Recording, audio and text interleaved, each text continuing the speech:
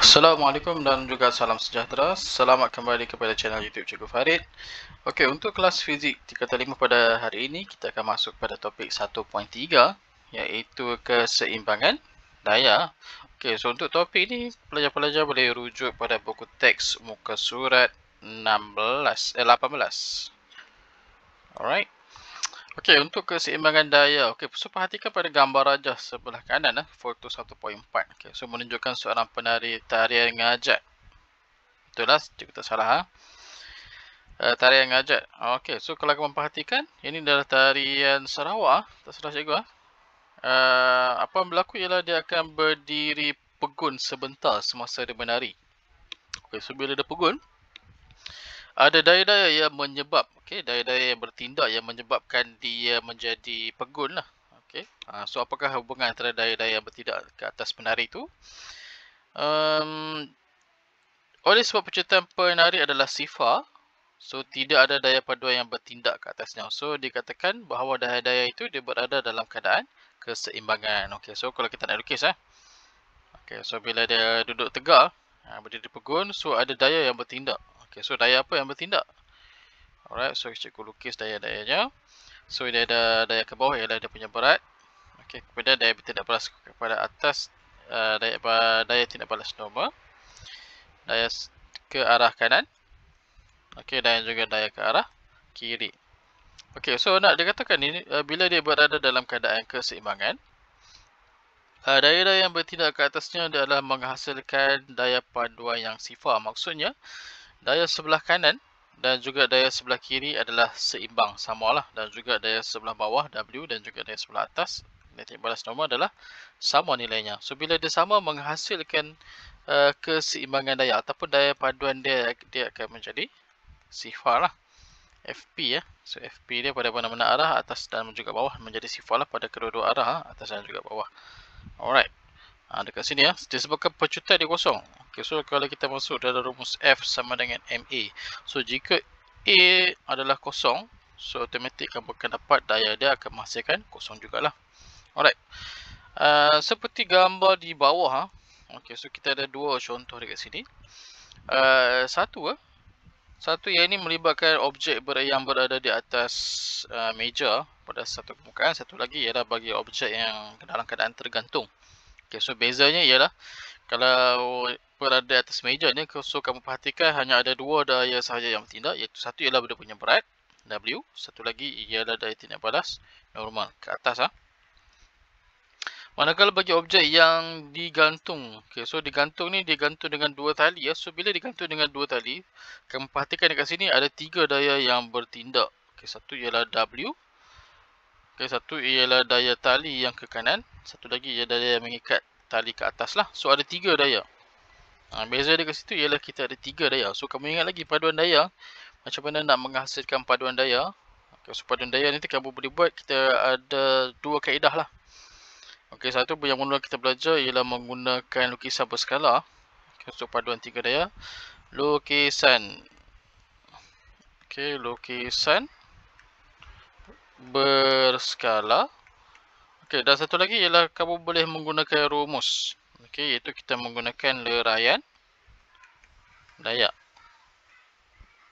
Okey, so ini kamu tengok dekat 1.2. Yang ini kita boleh lihat dekat 1.1 lah. Lukisan berskala yang awal lah.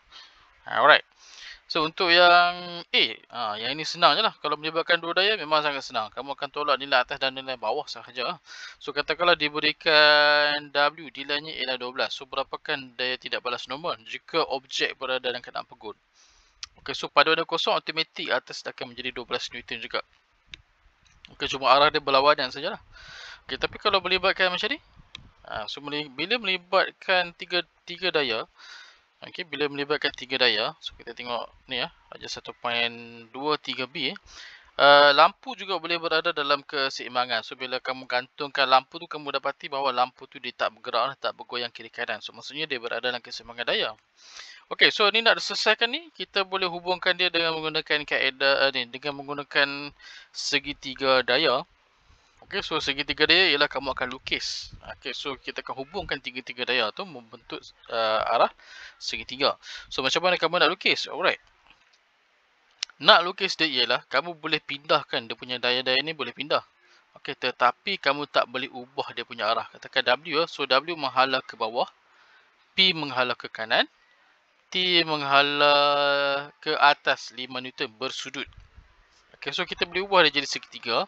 Kamu ubah tapi tak boleh ubah dia punya arah. Kedudukan boleh ubah. Okey, so bila dia gabungkan dia jadi bentuk macam ni. Alright. So, apa special dia dalam segitiga ni? Okay, so dia ada ciri-ciri lah, bukan kamu boleh lukis sembarangan lah. Alright, so ciri-ciri dia ialah bila kamu lukis, okay, so cikgu pindahkan, okay, ni adalah W. Kemudian cikgu pindahkan P ke arah kanan. Kemudian cikgu letak T. Okay, so bersambung lah.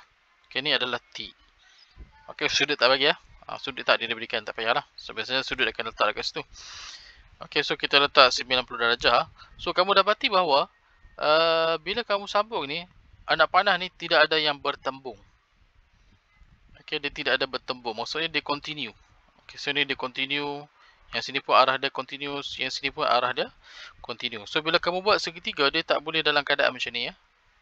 So contohlah. Okay, ni katakanlah W lah. Okay, so katakanlah saya cuba ambil macam ni lah. Okay, W.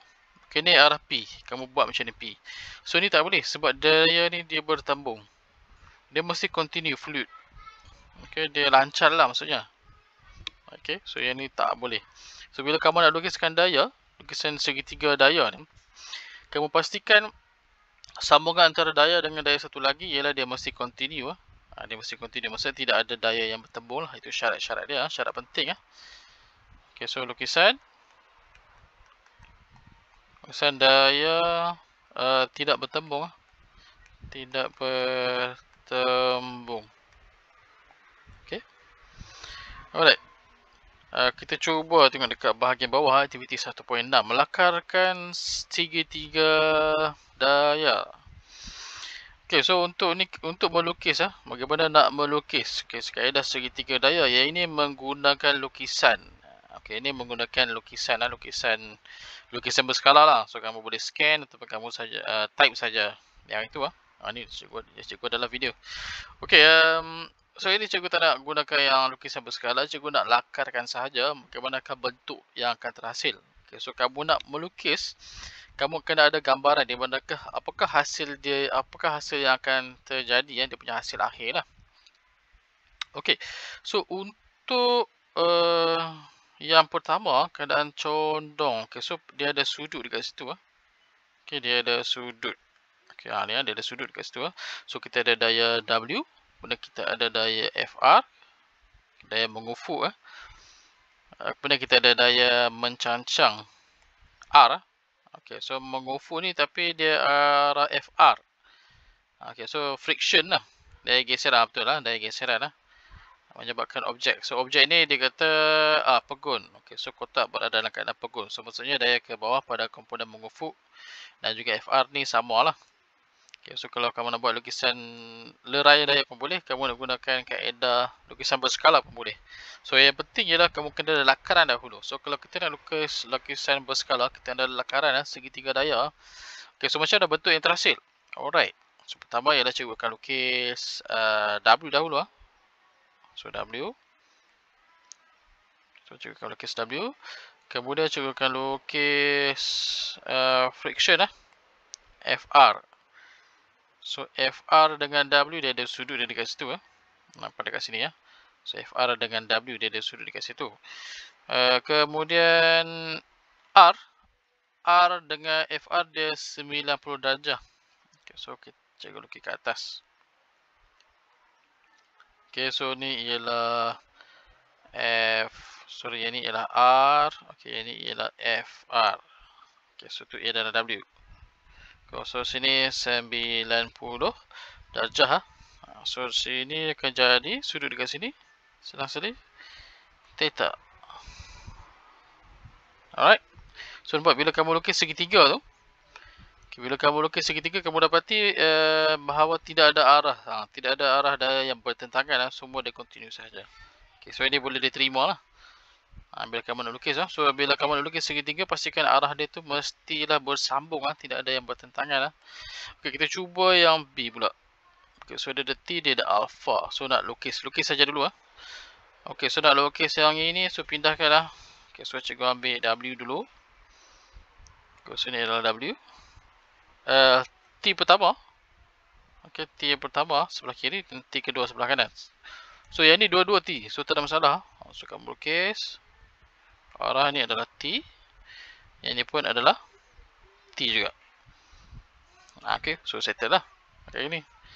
Untuk sudut-sudut tu nanti kita kemudian. Okey, kalau diberikan sudut senang sikit. Dia tak lukis sudut ni susah sikit lah. So kalau lukis sudut, kalau nak tahu jugalah. Okey, so kalau nak tahu juga. So tengok T ya. So dia punya alpha dia adalah dekat bahagian sudut dia bahagian bawah. Okey, so bahagian bawah ni adalah sudut alpha. So dalam ni dia akan jadi. Okey, dia mesti sudut tegak kan. Okey, so 90 darjah tolak dengan alpha lah kat situ. Okey. Okey, alright. Untuk gambar rajah yang ketiga pula. Gambar rajah ketiga. So kita ada bertentangan dekat situ. Okay, so dia punya rintangan air ke belakang. Boot dengan tegangan T, tegangan yang sama, sebab tu dia letak T. Okay, kalau letak T1 dan T2 mungkin nilai dia adalah berbeza. So kalau dia letak T ni maksudnya nilai tegangan dia adalah sama. Okay, so untuk ini macam mana nak buat? Ada gambaran tak? Okay, so cikgu ambil R dahulu. Okay, so ini adalah R. Kamu kena pastikan dalam lukisan tu mesti tidak ada daya yang bertentangan. Okay, so ini ialah T. Kemudian ni adalah T. So kamu lukis nampak ada float dia lurus je, maksudnya tidak ada daya yang bertentangan lah. Alright. Nilai, okay, so sini akan jadi theta. Okay. Okay, ni adalah lukisan. Ni lakaran aktiviti nak melakarkan segitiga. So yang penting ialah kamu ada gambaran lah macam mana kamu nak lukis Okay, next. Menyelesaikan masalah. Okay, so untuk menyelesaikan masalah, cikgu akan refer kepada modul terus. Okay, so tengok dulu contoh pertama. Okay, so dekat sini dia bagi ada dua kaedah. So kaedah ni adalah terpulang pada kamu lah. Okay, so kalau kamu ada masa untuk lukis, kamu lukis je lah. So kamu boleh menggunakan kaedah yang kedua. Okay, so kaedah kedua macam biasalah, kita buat lukisan berskala. Berdasarkan kamu kena lukis dahulu segitiga. Kemudian kita akan gantikan, pilih skala. Kamu akan kena pilih skala dulu lah. So skala dia pakai dekat sini ialah 1 cm bersama dengan 2 Newton. So ganti. Dapatlah berapa nilai P dan juga W. So P dengan W ialah kamu kena ukur berapa panjangnya. Kemudian kita akan darabkan dengan nilai skala. Alright. Okay, so bila buat yang ni, kita refer balik lah. Dengan menggunakan kaedah leraian daya. So leraian daya ialah kamu akan buat kaedah segitiga lah. Okay, segitiga. So kita ada kamu ada T. Kemudian kita ada sudut 60 darjah. Kemudian kita ada daya ke bawah. Ke bawah ialah W dekat sini. Dan tegangan dekat sini ialah P. Okay, so kamu boleh hubung je lah. W. So W dengan T tentang per dengan hipotenus. So tentang ialah satah sin. Okay, so W sama dengan T darabkan dengan sin 60 darjah. Okay, so untuk P pula, sebelah per dengan hipotenus, sebelah ialah kasih cos. So P sama dengan T darab dengan cos 60 darjah. Okay, so kita check. P sama dengan T darab cos 60 darjah, di mana nilai T ialah 8. Okay, betul. W ialah T sin 60 darjah. Okay, so bila kamu gantikan nilai T 4 Newton, B 6.93. So hampir hampir. Okay, so yang tepat biasanya menggunakan kaedah leraian daya, dan nilainya adalah lebih tepat sikit lah, lebih jitu lah. Okay, cuma bergantung lah kepada kaedah yang kamu guna. Okay, so cikgu nak tekankan untuk peperiksaan kamu pakai yang ni lah, lebih mudah. Okay, leraian daya untuk rumus nak lukis lagi panjang pula kan. Alright.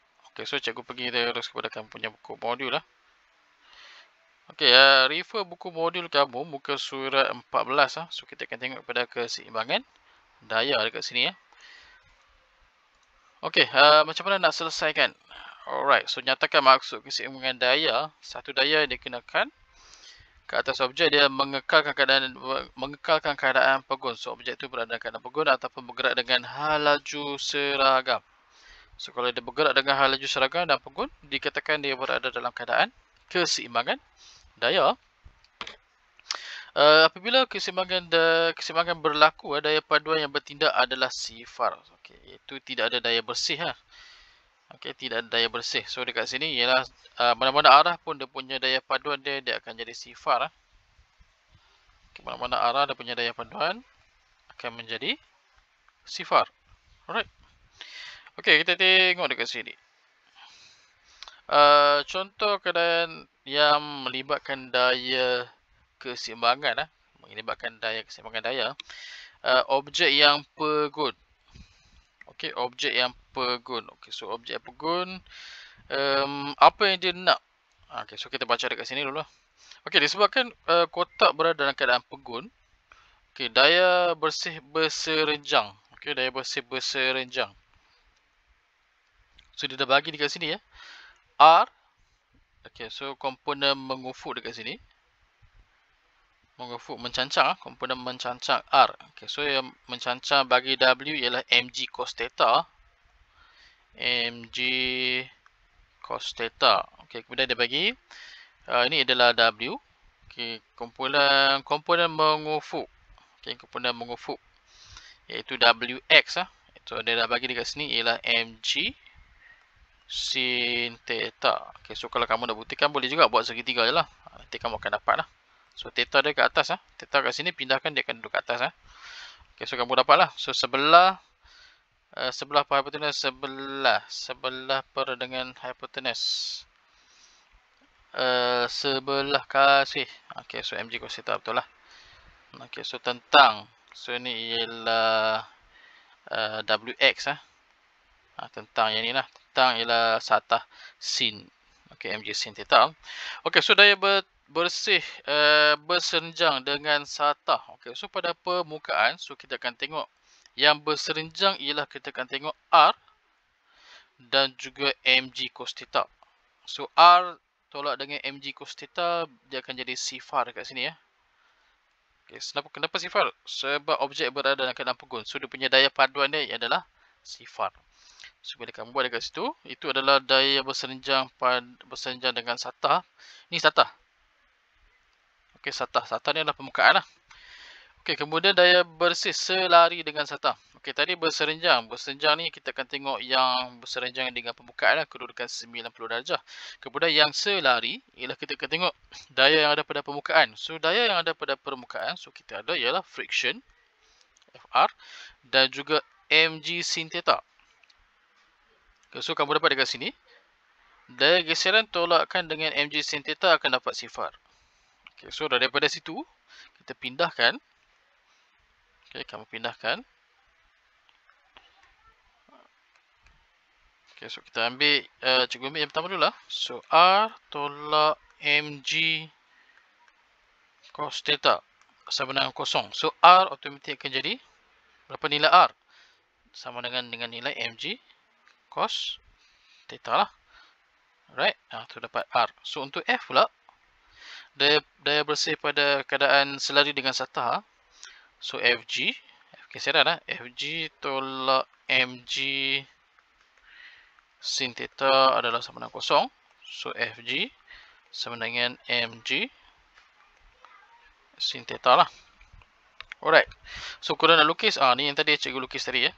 Okay, so kamu lukis ialah kamu pindahkan yang ni. Okay, kemudian jadi yang ni lah.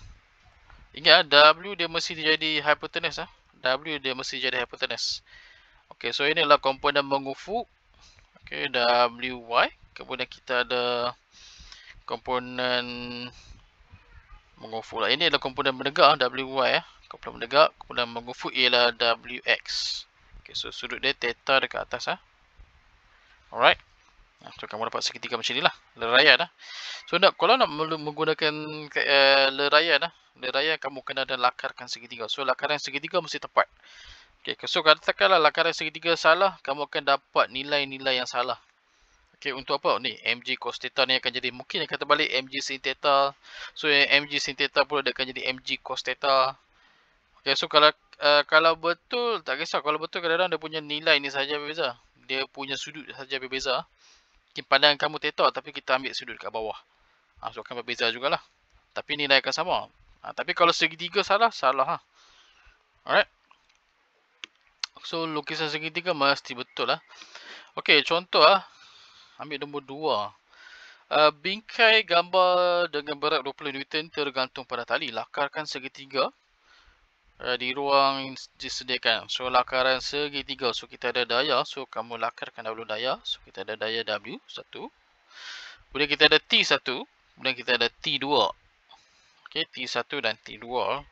So ni dia minta kamu guna lukisan berskala lah. Boleh lukis lukisan segitiga berskala.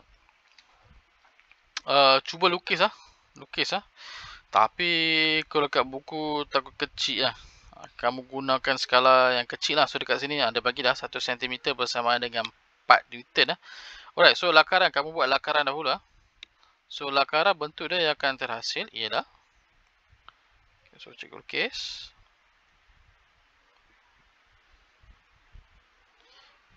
T2, T2, T1, T2. Ini terbalik ya. Terbalik tu. Tegangannya ke arah ni ya. Salah. Dekat buku kamu ubah sikit ya. Patut pelik sikit. Okey, so kamu dapat W. Kemudian T1 dekat sini. Okey, sini ialah T2 lah. Okay, so kita nak cari berapakah nilai T2 dan juga T1 Okey, so pertama kamu akan lukis W garis panjang. Okey. Saya cikgu bantu kamu lah. Okey, so lukis W 20 Newton So 20 Newton bagi 4. So kamu akan buat garisan panjang. Kita ambil tapak dulu. Ambil tapak lah senang. Okey, kamu akan buat satu garisan panjang sepanjang 4 cm. 4 ke 5 cm. Okey, 5 cm. Okey, so kamu lukislah 5 cm. Sudut tegak nanti kan. Buat sudut tegak kan. Pada satu titik. Okey, buat lengkung tu 1, 2. Kemudian kat sini kita akan ada ni. Menggunakan jangka sudut lah. Alright. Kemudian, okey, T lakaran. Cikgu lakar dulu. Sorry ya, banyak kali padam lah. Okey, so ni lakaran ya. Cikgu lakar dulu lah. Okey, so ni adalah T2, ni adalah T1. So ini adalah W lah. Alright, so kamu perhatikan sudut 60 darjah. 60 darjah tu adalah dekat bahagian luar. 60 darjah bahagian luar. So bahagian dalam dia akan jadi 30 darjah. Okey, so sini tepat lah. Di 90 darjah. So dekat dalam ni nanti akan lukis 30 darjah. Okey, so macam mana nak lukis? Okey, so yang kedua ni tak ada masalah. Okey, ni lakaran lah. Lakaran yang kamu dapat. So bila nak lukis yang sebenar. Okey, lukis yang sebenar. Okey, pertama kamu buat satu garisan panjang dahulu. Okey, kemudian kita ambil satu titik. Okey, kemudian kamu buat separa bulatan. Gunakan jangka sudut. Okey, so jangka sudut kamu jangan kamu ubah. Buatkan 2 lekuk. Okey, kemudian lekuk pertama ni. Cari dia punya pintasan dekat sini ya. Okay, so kamu akan dapatlah straight line 90 darjah. Ya, saya ingat sikit juga buat ya, 90 darjah. Okay, so dekat sini. Okay, so juga pindah. So kamu ukur ukur je lebih panjang. Okay, kemudian juga gunakan jangka lukis kamu. Ukur 5 cm. Buat lekuk. Okay, so ni kita dapat W. So W panjang dia ialah 5 cm. Itu 20 Newton kan. Okey, kemudian kita nak lukis T1 Ni T1 kat sini. So T1 sudut dia ialah 60 darjah. So kamu dah buat dekat sini sudut 60 darjah 30 60 60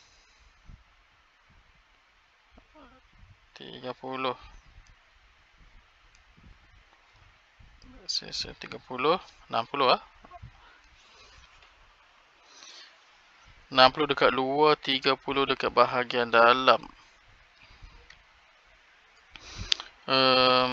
Gariskan yang ini sudut 30 60 30 60. Okey, so sini 60 betul lah sini 60. Okey, gariskan panjang Okey, gariskan panjang. Alright. So situ 60 dekat bahagian atas ni. Okay, so dekat bahagian atas macam mana kita nak lukis dekat bahagian ni. Okay, so untuk yang ini pun kamu akan buat sudut 60 juga.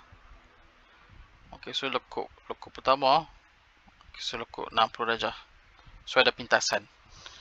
Okay, so pintasan ni, okay, so ini akan jadi T1. Yang ini akan jadi T2. Alright, so next kamu akan ukur lah dia. Okay, so berapa panjang ni.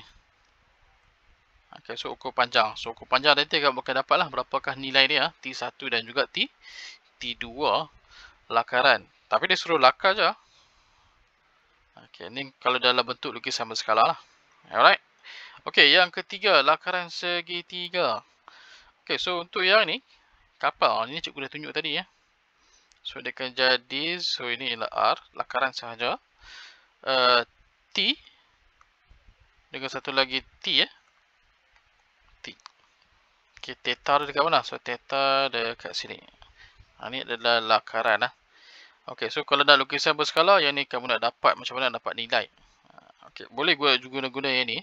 Ataupun gunakan leraian daya. Leraian daya lagi senang ni, renyah sikit lah nak kena lukis yang ni ya. Okay, so dekat bawah ni, latihan 1. Okay, latihan 1, latihan 2 dan juga latihan 3. Okay, cikgu nak kamu selesaikan menggunakan kaedah lukisan berskala leraian daya. Okay, guna kaedah pertama, kaedah leraian daya. Okay, satu contoh lah. Cikgu bagilah satu lah, contoh lah. Okay, so untuk yang ni, pertama ialah kamu kena lukiskan dulu lukisan segitiga daya. Okay, kena lukis segitiga daya. So, segitiga daya, saya akan tambah dekat sini ialah kita ada W. W, so kita ada komponen menegak, iaitu WY. Dan juga ni ya, komponen mencancang, menegak ialah WY dan mengufuk. Okay, so mengufuk dekat situ. So, dia akan jadi. So, ini ialah W. Saya ingat. Okay, so, ini adalah W. Okay, W. Kemudian kita ada komponen menegak. WY. Kemudian kita ada komponen mengufuk WX. Okay, so 15 darjah dekat sini ya. Sudut dekat sini ya. Okay, so segitiga dah ada. Okay, segitiga dah ada. So, apa dia minta kamu cari? Hitungkan daya geseran dan juga daya normal. Okay, so dia nak cari ialah WY. Dan dia nak cari ialah WX lah. Okay, so WY ialah sebelah per dengan hipotenus. So, hipotenus dia ialah W lah. So, W nilainya ialah 5 kali 10. So, 50 Newton Alright. So, segitiga dia kita dah ada. Okay, segitiga dah ada. Untuk cari WY, sebelah per hipotenus. Okay, cos lah. So, WY sama dengan W cos 15 darjah. Okay, W cos 15 darjah. Okay, itu Y ya. Sorry, 13 nombor ialah R. So, WY ni ialah R. Okay, so nilai W ialah 50. Darabkan dengan cos 15 darjah. Nampak tak pergi mana-mana ni? So, 50 cos darab, kamu akan dapat 48.3 Newton. Okay, ni untuk nilai R. Okay, untuk geseran lah. So, geseran FG. So, FG dia akan sama dengan nilai daya pada komponen mengufuk, iaitu WX. Okay, so berapa nilai WX? WX ialah kita akan tengok tentang per dengan hipotenus. Okay, so tentang per dengan hipotenus ialah WX sama dengan tentang atas sin . So, sama dengan W sin 15 darjah. Okay, so WX ialah kita merujuk kepada FG . Nilai yang bertentangan. Okay, so sama nilai dia. So, W sama dengan 50. Darabkan dengan sin 15 darjah. So, 50 darabkan dengan sin 15 darjah. Kamu akan dapat 12.9. Okay, 12.9 Newton. So, settle. Okay, nilai R adalah daya tindak balas normal dan juga nilai Fg daya geseran. Okey, untuk nombor 2 dan nombor 3. Okey, so nombor 2 dan nombor 3 yang ini cikgu tinggalkan kepada kamu. Okey, untuk nombor 3 cikgu bantu sikit. Okey, macam mana nak buat segitiga dia? Okey, so segitiga dia yang ni kamu kena pandai sikit. Okey, so kita ambil daripada gambar aja sahaja. Okey, so kita ada, cikgu buat tengah je. Kemudian kita ada tali A, TA, kemudian ada TB ya. TB. Okay, kita ada theta, kemudian kita ada dekat sini ialah 45 darjah. Okay, so untuk lukis segitiga dia tu, okay, so kamu tarik panjang yang ini. TB tu tarik panjang. So TB ni akan duduk dekat sebelah sini. Alright. Yang bawah ni, tegangan ke bawah ni, ini adalah dia punya berat per liter. Dia punya W lah, berat per liter. Berat per liter berapa? 35 Newton. Kemudian TA. TA dekat sini. TA. Alright, so sudut dia theta akan sama dengan bawah. So bawah akan jadi theta juga. Okay, bawah akan jadi theta juga. Okay, boleh. Okay, so nanti kamu cubalah. Ganti ya. Sin theta. TA dia bagi tak? TA dia bagi ya. TA sama dengan 25 Newton. Okay, so kamu hubunglah, cari berapa nilai theta ni. Okay, cari dahulu berapakah nilai theta untuk A. Kemudian bila dah theta, hubung pula theta tu dengan TB dengan W. Nanti dapatlah berapa nilai TB, tegangan pada tali B. Okay, boleh? Alright, so dah selesai. So habis pada ni, jangan lupa hantar jawapan, snap jawapan hantar kepada cikgu. Okay, sekian saja untuk kelas kali ini. Bye-bye.